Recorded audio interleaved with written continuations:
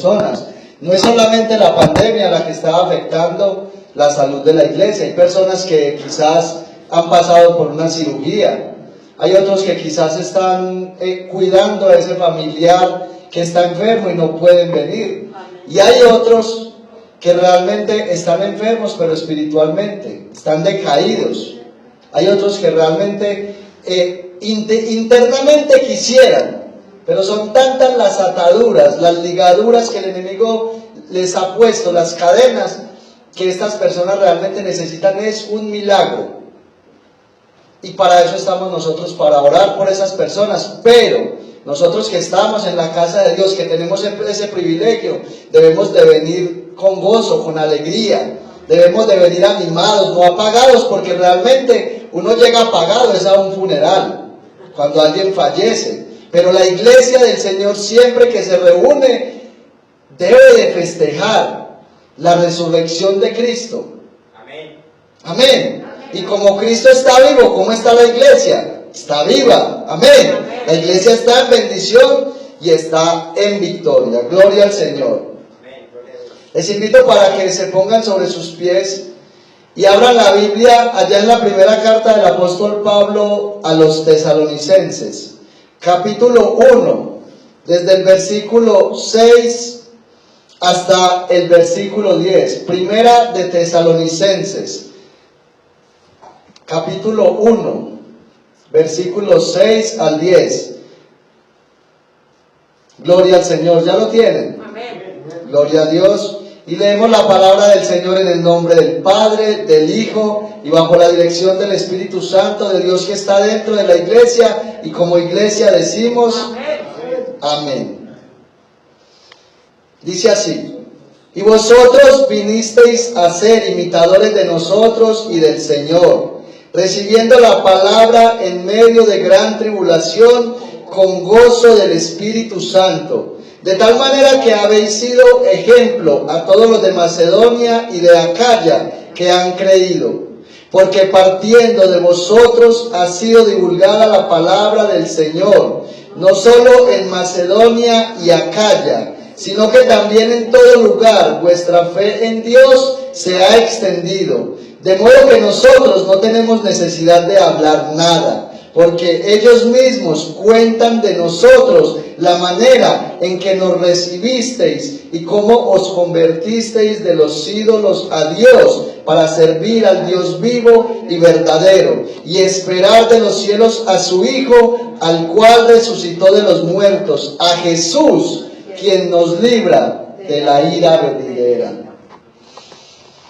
Padre, te damos muchísimas gracias, Señor, en esta preciosa noche. Gracias te damos, Señor, por tu inmenso amor. Gracias te damos, Señor, por tu infinita bondad, por tu misericordia. Gracias te damos, Señor, por este maravilloso privilegio que tú nos regalas de unirnos, Señor, como iglesia, de unirnos, Señor, como un solo cuerpo y de venir a tu presencia, Señor, unidos en una sola fe y con un mismo sentir, mi Señor y mi Dios, que es poner en alto tu nombre. Siempre que tu iglesia se reúne, Señor, el objetivo debe de ser poner tu santo nombre en alto, a causa de todo lo que se haga en este lugar. Por ello, mi Señor y mi Dios, ya hemos cantado, ya hemos orado, mi Señor y mi Dios, ya hemos hecho diversas actividades, Señor, que ponen en alto tu nombre, que te alaban y te glorifican. Pero ahora, mi Señor y mi Dios, juntos como un solo cuerpo, Señor, necesitados de ti, hambrientos estamos de tu palabra, y por eso te pedimos que en esta noche, mi Señor y mi Dios, tú te manifiestes a esta iglesia, Señor, en una manera especial, y que lo hagas a través de tu palabra, Dios mío. Yo me pongo en tus manos, Señor. Reconozco realmente que si hay algo bueno en mi vida, Señor, es el valor agregado, es lo que tú has hecho en mi vida, es lo que tú eres dentro de mi corazón, Señor. Si no fuera por ti, mi Señor y mi Dios, de seguro que yo no estuviese aquí parado. Pero te pido, mi Rey amado, en esta noche, que tú me des sabiduría, que tú me des discernimiento para poder llevar, Señor, el mensaje, no que yo quiero hablar a esta iglesia, sino el que tú verdaderamente quieres traer. Ahora también te pido, Señor, que cada hermano allá en su silla, mi Señor y mi Dios, esté completamente receptivo, Señor, que nada ni nadie, mi Señor y mi Rey, pueda desviar la atención de mis hermanos, y que esta palabra no simplemente llegue a sus oídos, mi Señor y mi Dios, sino que esta palabra renueve la mente de todos y cada uno de nosotros, que esta palabra pueda llegar al corazón, para que a través de un buen entendimiento, Padre, podamos llevarlo a la práctica, a través de la fuerza que nos da tu Espíritu Santo. Gracias te doy, mi Señor y mi Dios, y me pongo en tus manos. Yo dependo netamente de ti, Señor. Gracias, porque tú eres bueno y eres fiel, y seguirás cumpliendo tus propósitos en medio de nosotros. En Cristo Jesús. Amén y amén. Puede sentarse. Gloria a Dios.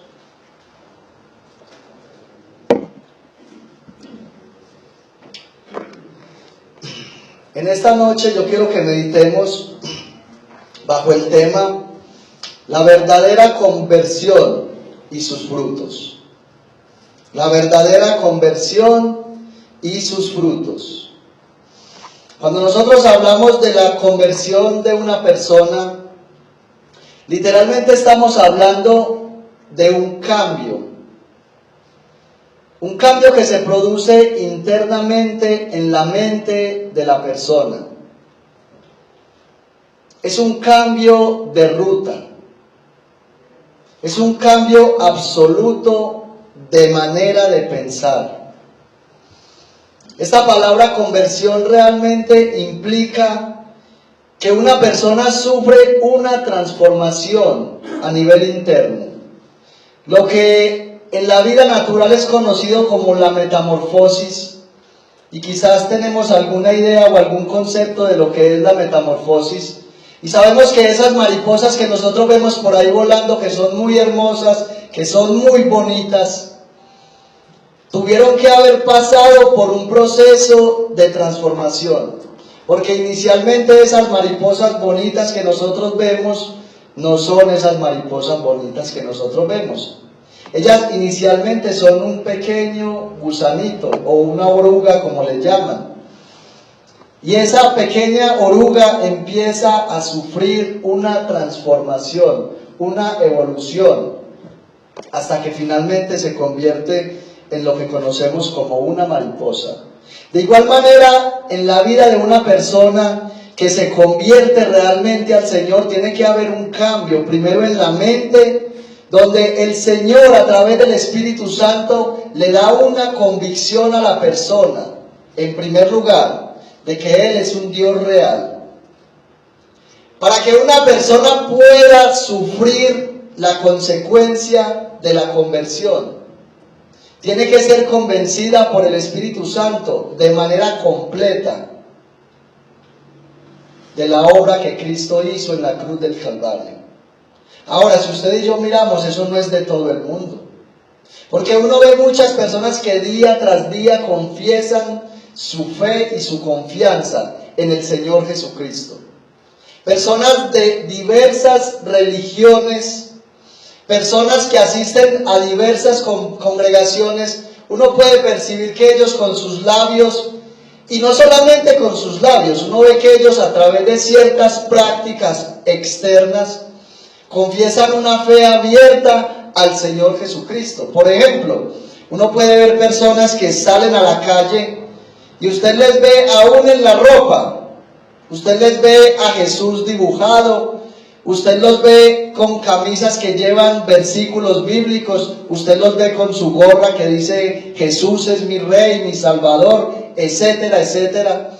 Y uno ve que esas personas con sus labios confiesan una fe abierta en Jesucristo, pero a través del estilo de vida que estas personas tienen, se puede notar con facilidad en muchas ocasiones que realmente lo que ellos expresan con sus labios es netamente pura palabrería. ¿Por qué? Porque aún ellos no han recibido esa transformación que hace el Espíritu Santo en cada uno de ellos.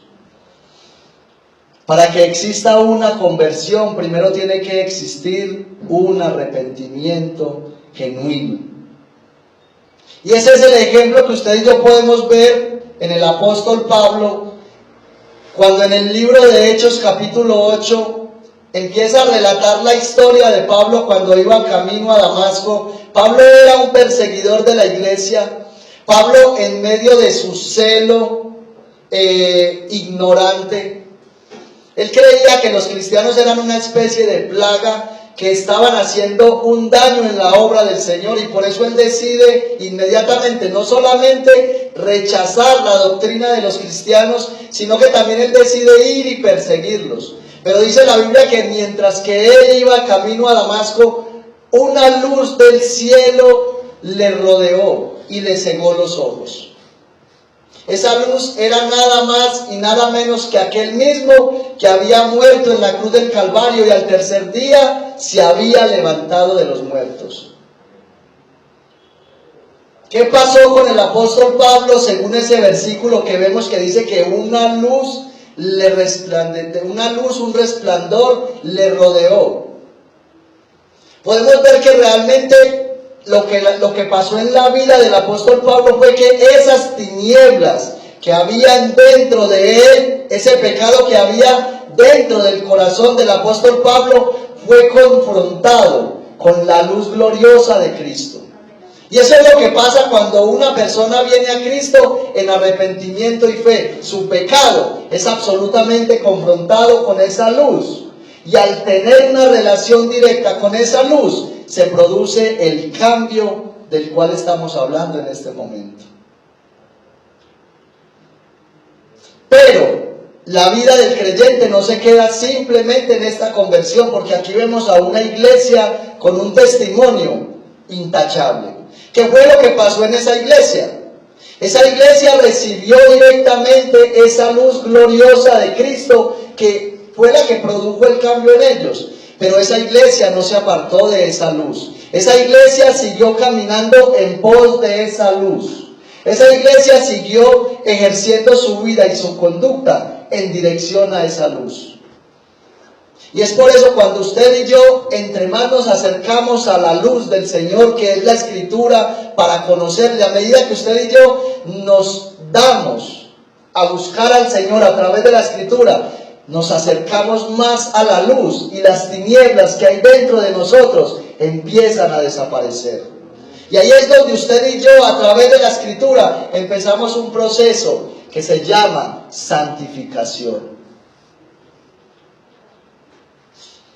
Cuando el creyente más se acerca a Cristo y a su palabra, más van desapareciendo las tinieblas dentro de él. Cuando el creyente se acerca a la Escritura y aprende a amar a Dios de verdad, a medida que más ama a Dios, más aborrece el pecado. Esos son los beneficios de tener ese encuentro personal con el Señor cuando uno viene a la Escritura y empieza a crecer en el conocimiento del Señor. Aquí en estos versículos que hemos tomado, el apóstol Pablo empieza a hablarle a la iglesia, mostrando la satisfacción que él sentía al ver la buena conducta que había en los creyentes. El apóstol Pablo se sentía satisfecho, se sentía feliz y dichoso de ver que no había sido en vano que él les hubiese presentado el evangelio de la salvación, que no había sido en vano que él se mostrara como un modelo a seguir para ellos que apenas se habían convertido al Señor. Mire cómo empieza el apóstol Pablo esta primera carta en los primeros 2 versículos. Versículo 2 de la primera carta que estamos leyendo, aquí en el capítulo 1. Mire lo que el apóstol Pablo dice: damos siempre gracias a Dios por todos vosotros, haciendo memoria de vosotros en nuestras oraciones, acordándonos sin cesar delante del Dios y Padre nuestro de la obra de vuestra fe, del trabajo de vuestro amor y de vuestra constancia en la esperanza del Señor Jesucristo. Mire qué palabras tan preciosas expresa el apóstol Pablo de esta iglesia. El apóstol Pablo se sentía contento y satisfecho. ¿Por qué? Porque en primer lugar el apóstol Pablo había hecho junto con sus colaboradores un buen trabajo de evangelización. El apóstol Pablo, hablándole a los Gálatas, el apóstol Pablo empieza a mostrarles directamente a los Gálatas el costo que tuvo que pagar él para poder predicar el evangelio. Y él empieza a mencionar: he tenido azotes, he sido apedreado. Les cuenta que incluso en una ocasión, después de ser apedreado, lo cogieron y lo arrastraron en un carro hasta el punto en el que pensaron sus verdugos que él había muerto. Era un hombre comprometido con la labor evangelística. Y no solamente con la labor evangelística, era un hombre comprometido con la labor pastoral. Era un hombre que realmente tenía cuidado de las ovejas que el Señor le había entregado en sus manos. Y por eso él empieza mostrándole a la iglesia esa satisfacción que él sintió al ver que ellos estaban caminando de una manera correcta y se estaban comportando como verdaderos luminares, que ellos eran personas de ejemplo dignos de imitar.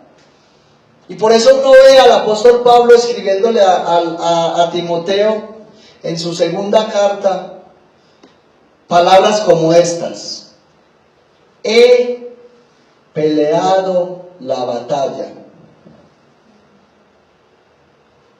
El apóstol Pablo a Timoteo le dice literalmente: Pablo, yo ya hice lo que tenía que hacer, yo ya cumplí mi trabajo y creo que lo he hecho tan bien que solamente me queda ir a los brazos del Señor y esperar esa corona que un día Él me va a dar.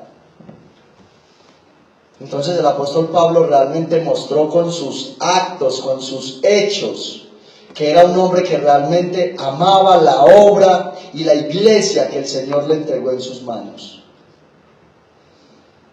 Entonces, al apóstol Pablo haberse convertido en un modelo a seguir, esta iglesia empezó a caminar de la misma manera que vio al apóstol Pablo caminar. Y por eso estamos hablando bajo el tema la verdadera conversión y sus frutos. Porque cuando una persona realmente conoce al Señor, se convierte a la persona de Jesucristo, esta persona tiene que convertirse en un modelo a seguir. Esta persona tiene que convertirse en alguien digno de admiración delante de la iglesia y delante de las personas de afuera. Esta persona tiene que mostrar con su estilo de vida, como dice el mismo apóstol Pablo, que así como Cristo resucitó de los muertos, también lo resucitó a él, de esa vieja levadura, de esa vieja vida pasada pecaminosa. El verdadero creyente tiene que mostrar con su ejemplo. Ahora, escuchen lo que el apóstol Pablo le dice a la iglesia, porque esta iglesia no había crecido en una situación como la que nosotros estamos hoy en día. Porque nosotros en estos momentos decimos que estamos pasando por situaciones difíciles, y de hecho las estamos pasando. Pero si usted y yo miramos el contexto en el cual esta iglesia creció, realmente nosotros vivimos en la gloria, porque esta era una iglesia perseguida. Porque en aquel tiempo del cual el apóstol Pablo está escribiendo aquí, cuando usted públicamente decía ser cristiano, cuando usted públicamente confesaba su fe en Cristo, lo que estaba haciendo usted literalmente era firmando su sentencia de muerte. Era tan tremendo aquel tiempo, tan difícil para la iglesia el elegir por la persona de Cristo, que muchas personas que tenían pertenencias, por el simple hecho de acercarse a Cristo y confesarlo públicamente como Señor y Salvador, no solamente eran destituidos de sus pertenencias, sino que también les quitaban su ciudadanía. Quedaban como NNs que no valían nada. Y nosotros decimos que estamos viviendo tiempos difíciles simplemente porque venimos a la iglesia con un tapabocas. Nosotros decimos que vivimos tiempos difíciles porque por la misericordia de Dios, pues yo con mi familia me como mis 3 comidas. Hay quienes no se comen sino 2. Hay quienes no se comen sino 1. Sin embargo, a la luz del contexto en el que esta iglesia empezó a crecer, vuelvo y repito, vivimos en la gloria. Y mire lo que le dice el apóstol Pablo en el versículo 6, donde iniciamos la lectura. Y vosotros vinisteis a ser imitadores de nosotros y del Señor, recibiendo la palabra en medio de la dicha, ¿cierto? Así dice el texto. ¿Cómo dice? En medio de gran tribulación. O sea, no era cualquier tipo de sufrimiento el que pasaba la iglesia. Era una situación difícil para ellos consagrarse al Señor. Ellos tenían impedimentos, ellos tenían excusas para no buscar a Dios y sin embargo no las tenían. Nosotros que tenemos el privilegio de no solamente decidir si seguir o no seguir a Cristo, tenemos el privilegio de predicar la palabra del Señor abiertamente y nadie nos dice nada. Y sin embargo nosotros como iglesia estamos llenos de excusas. Eso es lo que nos sobra a nosotros como iglesia delante del Señor, excusas nada más. Pero ¿cómo recibieron ellos la palabra? En medio de gran tribulación, con tristeza. Con gozo. Dice, con gozo en el Espíritu Santo. Tremendo, ¿no?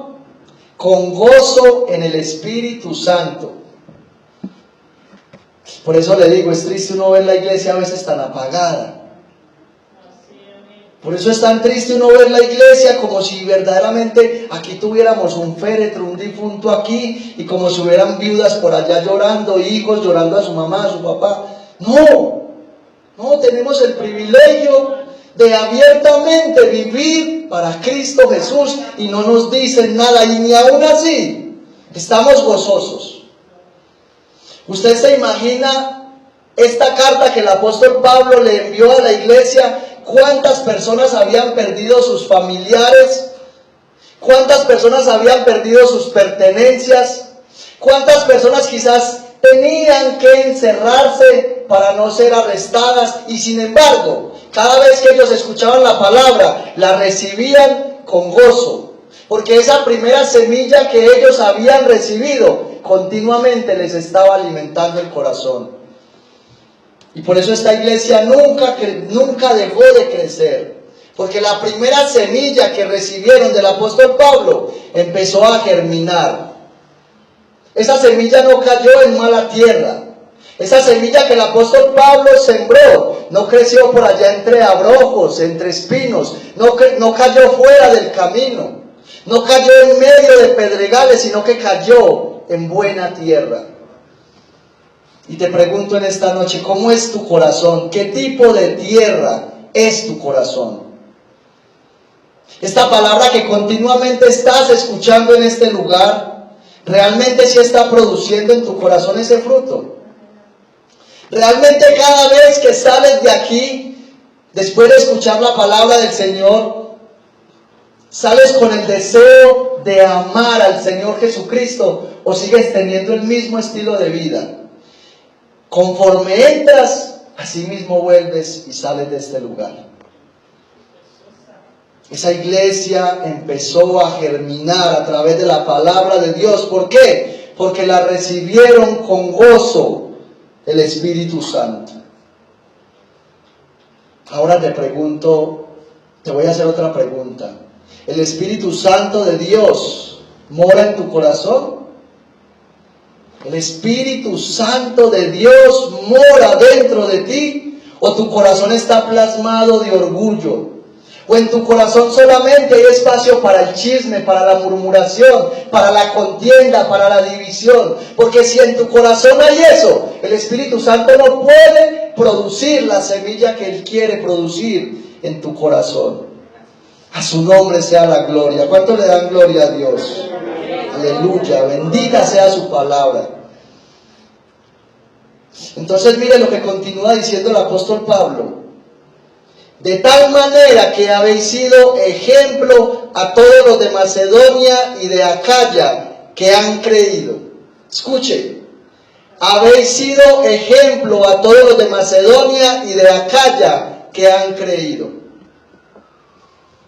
Por eso el verdadero creyente tiene que ser un ejemplo, tiene que convertirse en un modelo. Escuchen, estas personas de la iglesia de Tesalónica se había convertido en un ejemplo para los hermanos de otras iglesias que, al igual que ellos, también estaban pasando por momentos difíciles. Y ellos estaban siendo un modelo a seguir, un modelo digno de imitar. Ellos estaban siendo un modelo de fe y de perseverancia en medio de los momentos difíciles. Quizás nuestras iglesias en el día de hoy no tienen la asistencia regular que deberían tener, porque muchas personas no ven en nosotros lo que vieron los creyentes de Macedonia y de Acaya en los hermanos de la iglesia de Tesalónica. Así es, amén. Quizás esa sea una causa por la cual nuestras iglesias están tan vacías, porque si nosotros vamos a mirar, la causa no es la pandemia. La causa por la cual la iglesia está tan vacía, hay tan poca asistencia, no es la pandemia. Porque si usted se va un fin de semana a mirar las discotecas, nunca han menguado. Amén. Amén, así es. Si usted se va para el estadio a mirar esas discotecas, se va para Manrique. Si usted se va para el centro a mirar los prostíbulos, siempre hay sobrecupo. Sobra quien quiera ir a esos lugares. Y entonces quizás el problema no son las circunstancias adversas, sino que es el corazón no arrepentido de la iglesia de Jesucristo. En la Biblia usted y yo tenemos 2 ejemplos, claro que tenemos muchos más, pero vamos a mirar 2 ejemplos de personas que realmente conocían al Dios vivo de la Biblia y, al igual que la iglesia de Tesalónica, tenían determinación, habían determinado en medio de las circunstancias seguir al Dios vivo y honrarlo. Y si usted va al libro de Daniel, en el capítulo 1, versículo 8, dice la Biblia que Daniel propuso en su corazón no contaminarse con la porción de la comida del rey.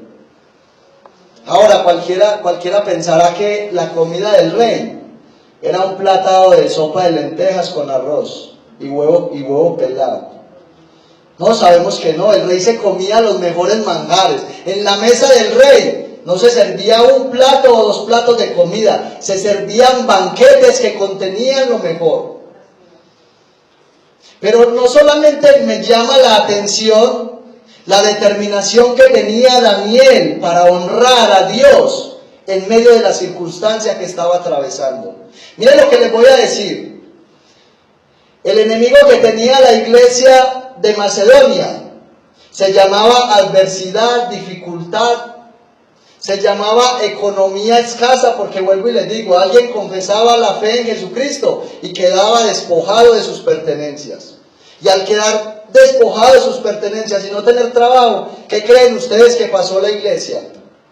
Muchos pasaron momentos de hambre, de dificultad, y sin embargo tuvieron determinación. El enemigo de la iglesia de Macedonia se llamó circunstancia adversa. Pero por el contrario, el enemigo de la vida de Daniel se llamaba abundancia. Porque Daniel no solamente tenía un puesto de alta estima en el lugar del palacio del rey, sino que también podía disfrutar, no de la porción que le servían a los criados, no de la porción de la comida que le servían quizás a los eunucos y a aquellos que servían en la mesa del rey. No, era una posición que lo llevaba prácticamente a ser considerado como un amigo íntimo del rey. Si ustedes estuvieran en el lugar de Daniel, analice solamente su vida, el estilo de vida que usted está llevando. Analice las decisiones que usted toma día tras día para evitar el pecado. Y teniendo eso en mente, imagínese por un momento que usted está en la posición de Daniel. Y yo le pregunto, ¿usted en este momento estaría en capacidad de despreciar tal privilegio humano?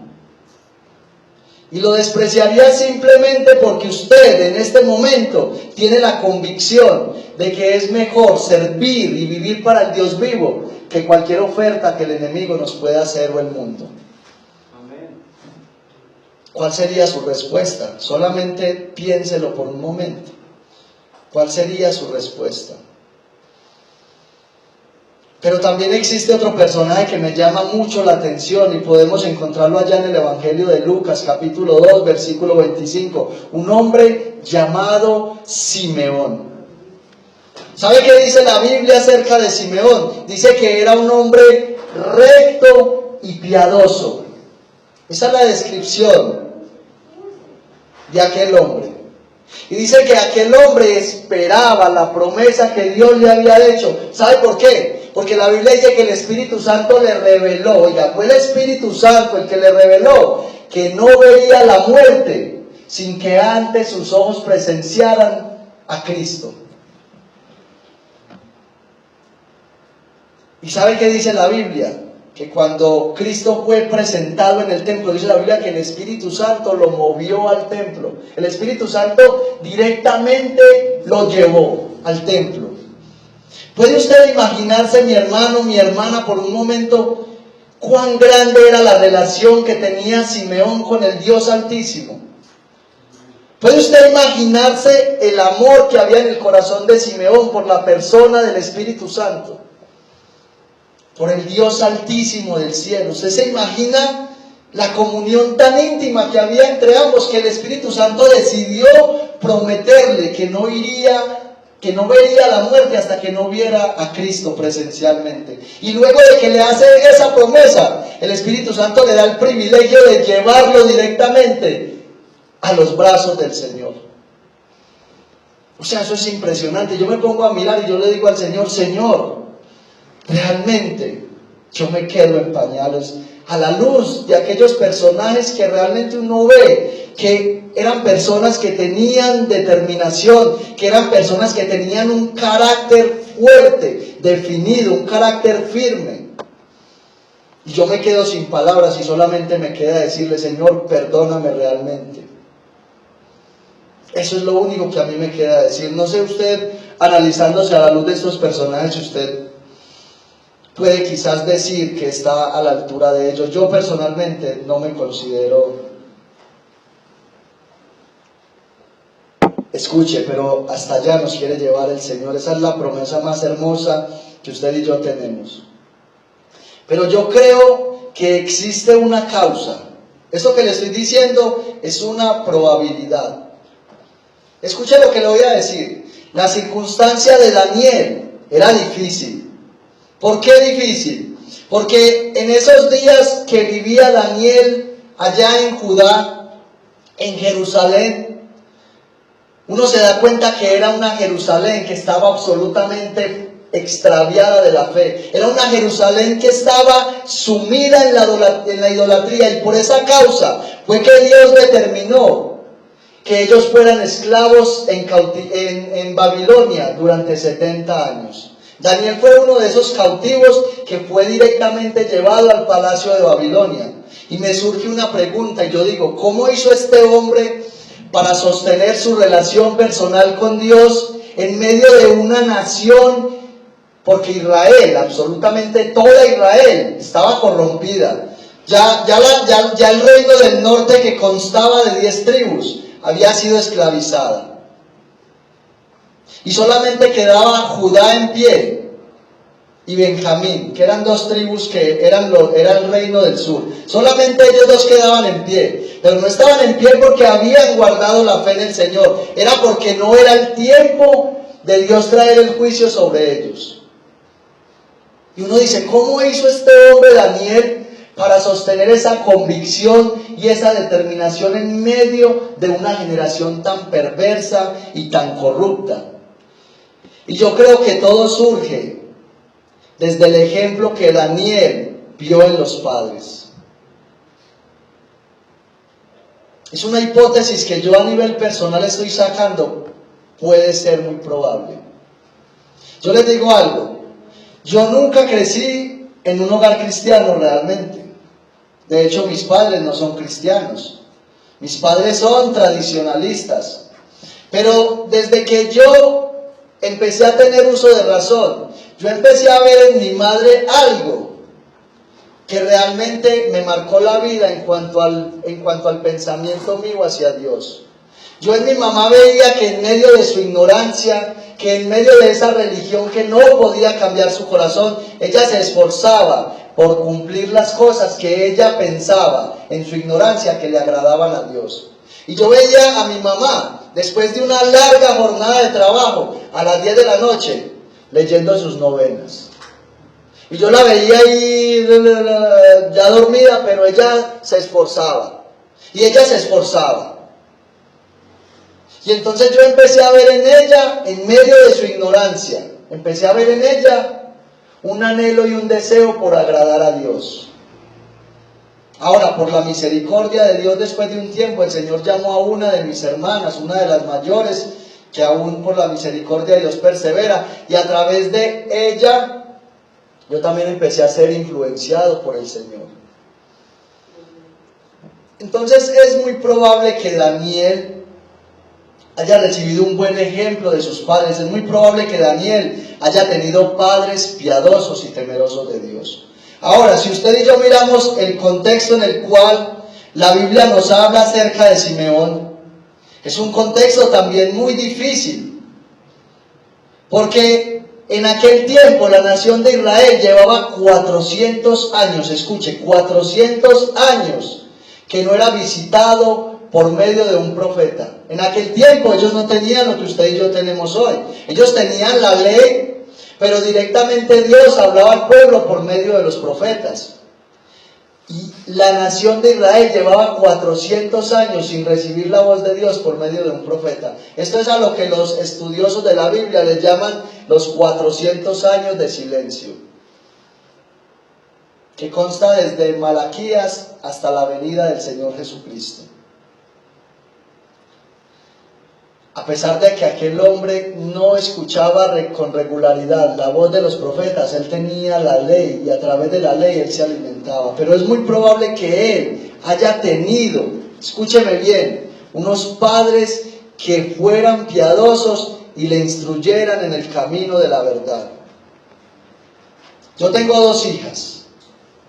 Mi hija mayor va a cumplir, con la ayuda del Señor, va a cumplir 9 años. Y la menor va a cumplir 5 años. Cuando nosotros estamos en la iglesia, mis hijas ya saben que mientras estamos en el culto, ellas se sientan juiciosas. Y les he enseñado a través de los años que cuando estamos en la casa del Señor, así sean niñas, no es para que ellas lleguen a jugar y a hacer alboroto en la iglesia. Desde pequeñitas a ambas les hemos enseñado, mi esposa y yo, que la casa del Señor es un lugar santo y es un lugar donde hay que mostrar reverencia. Ahora les quiero decir algo. Me tocó difícil al lado de mi esposa la formación de mi niña Dulce María la mayor. Porque yo recuerdo que nosotros nos congregábamos en una iglesia en Sabaneta y la niña tenía apenas 1 año. Y cuando no estábamos en el culto, la niña estaba quietecita, la niña no molestaba, la niña no se sentía, pero cuando empezábamos el culto, ella empezaba con sus pataletas. Y entonces yo recuerdo que yo estaba ahí parado, cantándole al Señor, alabando al Señor, y la niña empezaba a jalarme el pantalón para que la cargara. Y como yo no la cargaba, entonces empezaba a llorar. La lucha mía no fue directamente con ella, fue con los hermanos de la iglesia, porque se acercaron varios hermanos a decirme, hermano, pero cárguela, y yo no la puedo cargar, es que yo estoy adorando al Señor. Ella tiene, no, pero es que ella está muy pequeñita, y yo es que si no le enseño desde pequeñita, cuando ella crezca no lo va a entender, cuando ella crezca no se va a someter. Y entonces tuve incluso discusiones sanas con hermanos que me querían imponer que yo tenía que hacer lo que mi niña dijera. Inclusive tocaba en muchas ocasiones castigarla. Pero usted ve esa niña hoy en día, esa niña sabe que cuando llegamos al culto, es al culto. Y cuando ella empieza a hacer desorden, yo no la regaño, y menos públicamente, yo simplemente la miro y ella ya sabe que esa mirada significa que se debe sentar. No trato de enseñar a mis hijas de una manera ritualista. Les quiero mostrar a mis hijas no solamente con los labios, sino con mi estilo de vida, lo que es amar al Señor, honrar al Señor y vivir para el Señor. Proverbios capítulo 22, versículo 6 dice: instruye al niño en el camino, dice, y aun cuando fuere viejo, no se apartará de él. No dice instruye al adolescente en el camino. No, si usted no logra los primeros 5 años inculcarle a su hijo lo que son los valores cristianos, de los 6 en adelante va a ser mucho más difícil, tirando a imposible. Escuche esto, este texto de Proverbios no necesariamente nos está dando la idea de que si usted le enseña a su hijo a caminar con el Señor, él lo vaya a hacer. Porque puede incluso que el niño se desvíe, pero ¿sabe a qué apunta el texto? Apunta a que aún ese niño se desvíe del camino, pero la palabra ya está sembrada. Ya la palabra está sembrada. Ahora escuche lo que significa esa palabra instruir. En el Antiguo Testamento significa dedicar. Y también hay una palabra que me gusta que también podría traducir esa palabra instruir, y es cultivar la pasión por. Y esa me gusta más. ¿Sabe por qué? Porque se trata de cultivarles a los niños la pasión que hay en nosotros por el Señor. O sea que eso no es simplemente llevar a los niños a la iglesia. No es simplemente coger la Biblia y mostrarle versículos a los niños y enseñarlos. No, es mostrarles a Cristo con nuestro estilo de vida. Es mostrarles a nuestros hijos a Cristo a través de las decisiones que tomamos en momentos difíciles. De eso se trata, el ejemplo. Y por eso en primer lugar vimos el ejemplo que Pablo le dio a la iglesia. Ahora estamos mirando el ejemplo que usted y yo le debemos de dar a nuestros hijos. Y yo te pregunto, si usted tiene hijos, ¿cuál es el legado que usted le está dejando a sus hijos? ¿Cuál es la impresión que ellos se llevan cuando usted realmente les quiere mostrar al Señor? Existe un dicho que dice de la siguiente manera: lo duro de tus hechos no me deja escuchar lo suave de tus palabras. Hay personas que hablan hermoso del Señor, Cristo yo te amo, eso cantan, pero con su estilo de vida muestran todo lo contrario. ¿Y sabe qué produce eso en las otras personas? Eso no produce deseos de que una persona quiera buscar a Dios y entregarse al Señor. Eso produce pereza en las personas. Eso produce rezago en el corazón de las personas. Y por eso, como decía yo ahorita, quizás la falta de asistencia a nuestras iglesias se debe a que las personas no pueden percibir en nosotros al Cristo resucitado.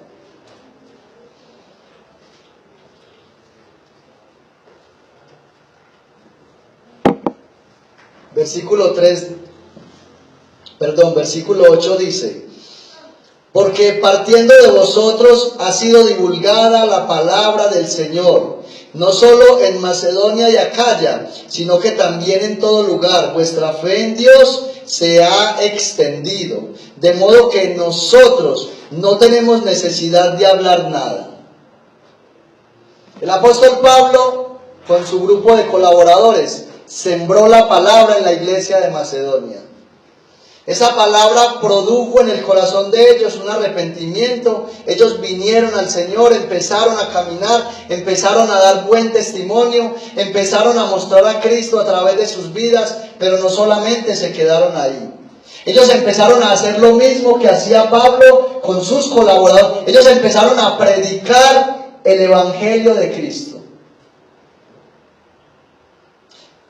¿Sabe usted que la iglesia hoy en día, la iglesia de Jesucristo en estos tiempos, necesita personas que prediquen el Evangelio?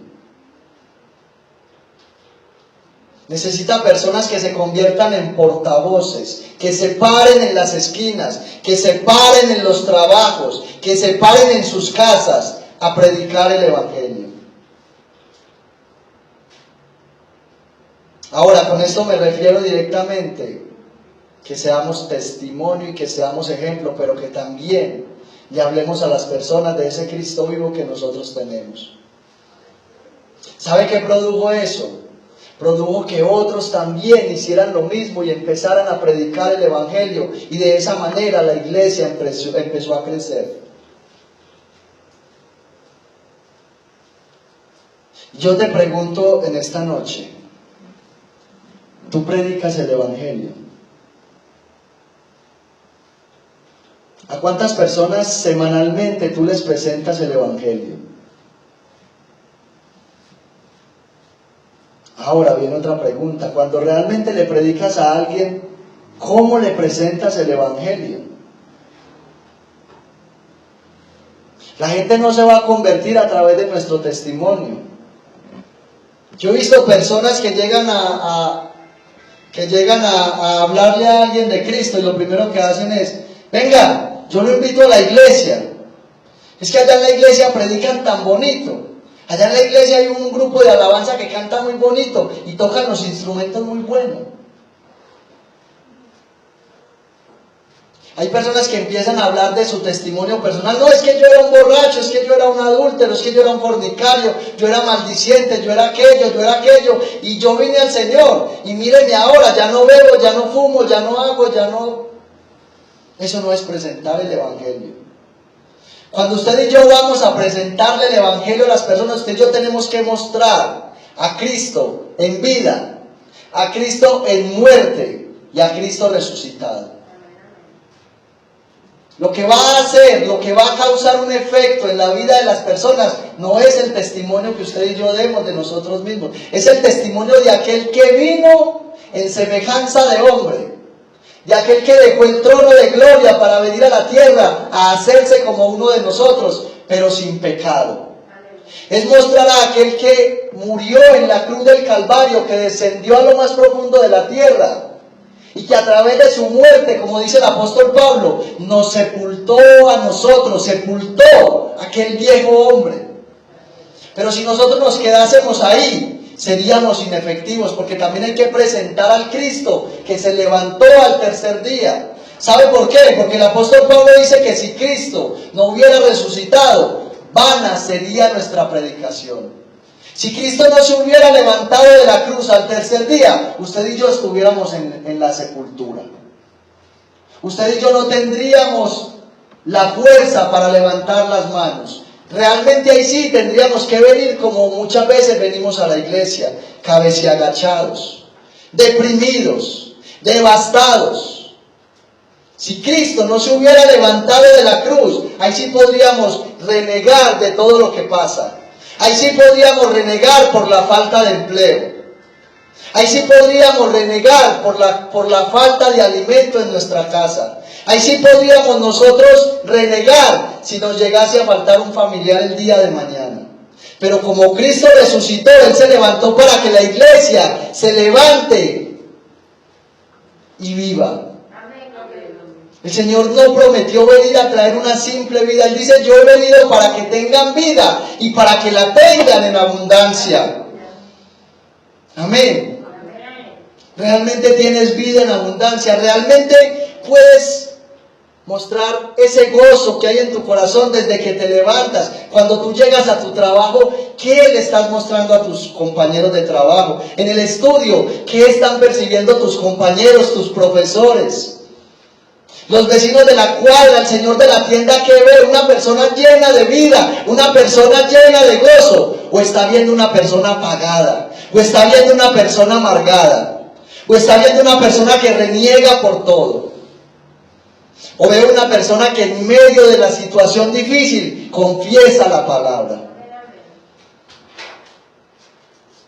Y entonces estos hermanos se dedicaron a evangelizar, se dedicaron a hacer que la obra creciera, se dedicaron, como dice el Señor allá en Mateo capítulo 28, a hacer discípulos.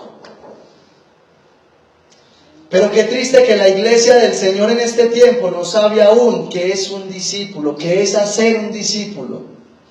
Porque simplemente pensamos que ir y predicar el Evangelio es llevar un tratado y salir a la calle a entregar tratados así de la misma manera que lo hacen aquellas personas cuando están acreditando un negocio, que empiezan a repartirle a todo el mundo para que vaya a visitar su tienda. No, eso no es evangelizar, eso no es hacer discípulos, porque cuando yo voy y le presento a una persona el evangelio de Cristo y aquella persona es convertida, es convencida por el Espíritu Santo, esa persona se convierte en un hijo espiritual.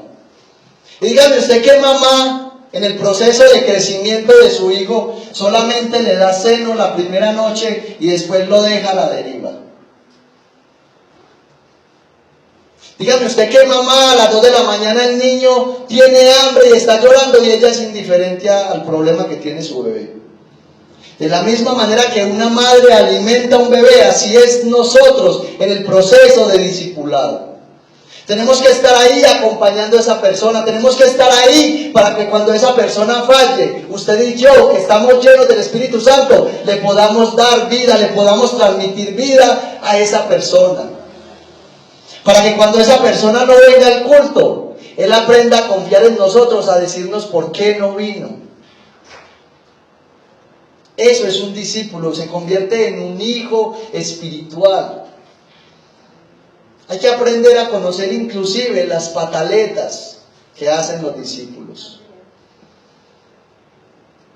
Tiene que doler cuando una persona que usted ha traído a los pies del Señor y que esa persona está caminando, tiene que doler cuando esa persona te dice: la verdad, no quiero seguir más, la verdad, siento que no puedo seguir más. Te tiene que causar una herida en el corazón, porque si no, no es tu discípulo. Si no te duele, no es tu discípulo. Te pregunto a ti que estás sentado en esa silla, ¿cuántos discípulos tienes? Al menos tienes uno. Al menos has traído un discípulo a este lugar y estás pendiente de él, de que crezca en el Señor. Porque si las cosas no son así, significa que aún eres estéril en el Señor. El Señor llamó las ovejas para parir ovejas. Esa labor no es ni siquiera del pastor. Si usted va a la Biblia, usted se da cuenta que la labor de producir ovejas no es del pastor. La labor del pastor usted la encuentra ya en Hechos capítulo 6, cuando ellos le dicen a la iglesia que se escojan 7 varones temerosos de Dios. ¿Para qué? Para servir a las mesas. ¿Y sabe qué dicen ellos? Y nosotros perseveraremos en el ministerio de la oración y de la palabra. O sea que la labor de un pastor es prepararse toda la semana, prepararse de rodillas, orando, yendo a la palabra. ¿Para qué? Para alimentar esas ovejas que el Señor ha puesto en su camino. Esas ovejas que el Señor ha puesto en la iglesia. La labor del pastor es tener una comunión íntima con el Señor a través de la oración, crecer en el conocimiento de la palabra, pedirle a Dios de rodillas que le dé el mensaje que la iglesia necesita. ¿Para qué? Para que la iglesia crezca y empiece a generar lo que la iglesia necesita, que es las ovejas que vengan al rebaño del Señor. Eso lo tenía claro la iglesia del primer siglo. Así que si ustedes, mis hermanos, les están dejando esa tarea al pastor, a la esposa del pastor, si ustedes están dejando esa tarea para los que son líderes en este lugar, ustedes no están haciendo la voluntad de Dios. Porque el llamado a hacer discípulos es de toda la iglesia. Ahora, no quiero tampoco que me malinterprete con lo que acabo de decir, de que la labor del pastor no es parir ovejas. Obviamente el pastor también debe evangelizar. Claro, es que el pastor, antes de ser pastor, es una oveja. Amén. Es una oveja que la pastorea el Señor Jesucristo. Y todo pastor ordenado en cada iglesia debe de tener a alguien que lo pastoree a él. Entonces dice el apóstol Pablo que era tan maravilloso el testimonio que había dado aquella iglesia, era tan fuerte la labor evangelística que había desarrollado la iglesia, que ellos ya no tenían necesidad de decir nada. Como quien dice, nosotros hicimos el trabajo bien hecho una vez y ya estamos tranquilos. Porque allá en Tesalónica, allá hay quien predique, allá hay palabra. Qué bendición que nosotros hubiéramos ido de ese tiempo y nos hubiéramos podido congregar en esa iglesia. Amén. Había un pastor que pastoreaba, que predicaba, y habían hermanos que realmente estaban haciendo bien el trabajo. El apóstol Pablo dijo: yo puedo estar tranquilo porque me siento bien representado por esta iglesia. Dice: porque ellos mismos cuentan de nosotros la manera en que nos recibisteis y cómo os convertisteis de los ídolos a Dios para servir al Dios vivo y verdadero. Ellos acogieron al apóstol Pablo, ¿sabe qué? Como si Cristo directamente les hubiese visitado. El apóstol Pablo era un hombre de Dios tremendo, era una influencia para la iglesia impresionante. Y yo creo que nosotros a través de las cartas del apóstol Pablo hemos visto un legado maravilloso. Un legado que usted y yo debemos imitar. Por eso el apóstol Pablo dice: sed imitadores de mí, así como yo lo soy de Cristo. Usted y yo debemos aprender a imitar al apóstol Pablo. Ahora, existe una razón por la cual la iglesia vivió de esta manera e hizo todas las cosas que ellos hicieron. Versículo 10 dice: y esperar de los cielos a su Hijo, al cual resucitó de los muertos, a Jesús, que nos libra de la ira venidera. La iglesia había abrazado esa esperanza. Había abrazado la esperanza de que ellos no tenían la ciudadanía aquí en la tierra, sino que la ciudadanía de ellos estaba arriba. Ellos habían dejado de lado todas sus pertenencias. ¿Sabe por qué a muchos les importaba poco que los despojaran de los bienes materiales? Porque ellos tenían claro que todo eso se tenía que quedar aquí. Ellos tenían claro que un día iban a estar allá en el cielo y que allá estaba la mayor riqueza, que allá en el cielo solamente bastaría la presencia del Cordero para ellos estar en plenitud. Cada vez que usted piensa en lo que le espera, cada vez que usted piensa en ese regalo que hay para nosotros en el cielo, usted realmente aprende, cada vez que piensa en el cielo, en las promesas que tenemos, aprende a despojarse de lo material, aprende a despojarse de su carnalidad, aprende a darle más valor a usted a las cosas de arriba, o aún en este tiempo, usted todavía anhela ser dueño de todo lo que hay aquí abajo. Porque lastimosamente hay hermanos en la iglesia que solamente tienen tiempo para trabajar. Hay hermanos en la iglesia que trabajan de lunes a sábado, de 7 de la mañana a 10 de la noche, y el domingo descansan, pero no vienen a la iglesia porque están tan cansados del trabajo de la semana que solamente quieren dormir. ¿Y sabe por qué? Porque ellos anhelan tener la mejor casa, porque ellos anhelan tener el mejor carro, porque ellos anhelan darle el mejor estudio a sus hijos, porque ellos anhelan tener el mejor puesto, tener el mejor cargo. Y con esto no estoy diciendo que la iglesia está llamada a no trabajar. Con esto no estoy diciendo que la iglesia está llamada a no tener aspiraciones o a ser mediocre. Estoy diciendo que la iglesia tiene que aprender que el primer lugar tiene que ser Cristo.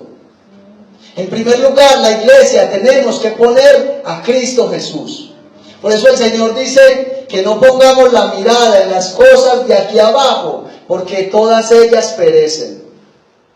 Dice que pongamos la mirada en las cosas de arriba, donde está Cristo sentado a la diestra de Dios. Nos espera una corona incorruptible de gloria.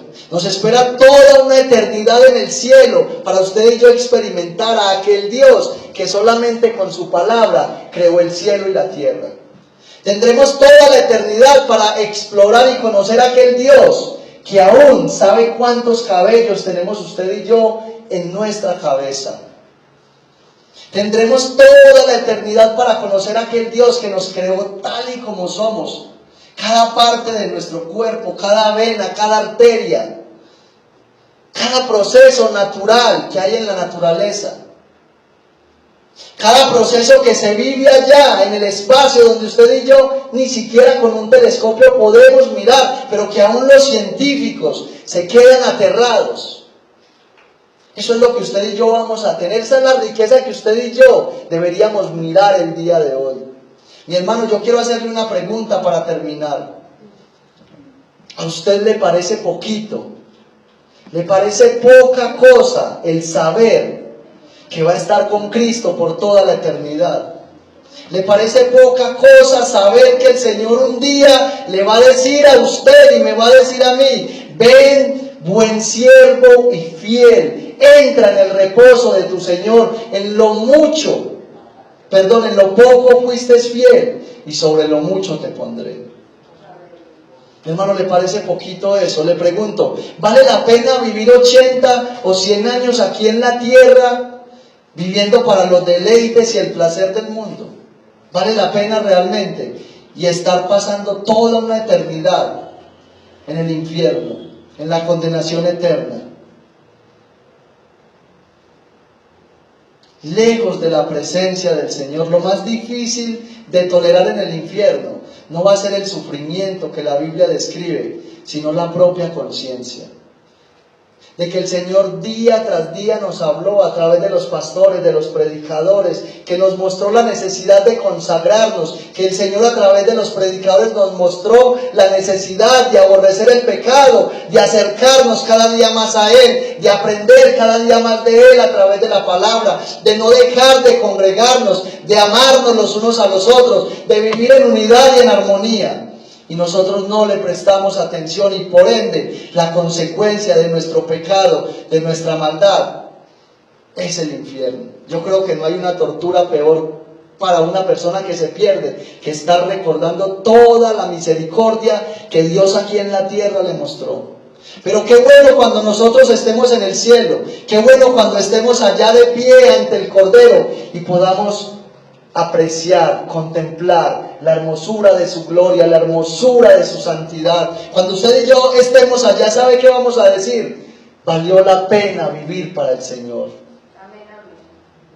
Amén. Que el Señor nos ayude a seguir adelante, que el Señor nos ayude a seguir adelante, avanzando, y que el Señor nos ayude a mirar el ejemplo de aquella iglesia, que fue una iglesia que amó al Señor, una iglesia fervorosa, una iglesia que creció, que se multiplicó, pero que siempre estuvo a la expectativa de la venida del Señor. Póngase sobre sus pies y vamos a orar, vamos a darle gracias al Señor por esta palabra. Y pidámosle al Señor que nos ayude, que nos siga fortaleciendo, que nos siga formando como iglesia, para que cuando ese día llegue, no nos sorprenda como ladrón en la noche. Padre, yo te doy muchas gracias en esta preciosa noche, Dios mío, por esta palabra que tú has hablado a esta iglesia, Señor. Gracias, Dios de la gloria, porque tú eres el único que puede traer a la iglesia ese carácter definido. Tú eres el único que puede poner en el corazón de cada uno de nosotros ese amor, esa pasión, esa entrega por ti, mi Señor y mi Dios. Gracias yo te doy por cada hermano, por cada hermana, Señor, que ha escuchado este mensaje. Y te suplico, Señor, de una manera muy humilde y muy especial, que seas tú dándoles la fuerza, que seas tú día tras día, Señor, convenciéndolos a través de tu Espíritu Santo, Señor, convenciéndolos que vale la pena vivir estos años de vida que tú nos des aquí en la tierra, viviendo para la gloria, para la honra de tu nombre, que vale la pena aborrecer el pecado y amar la justicia.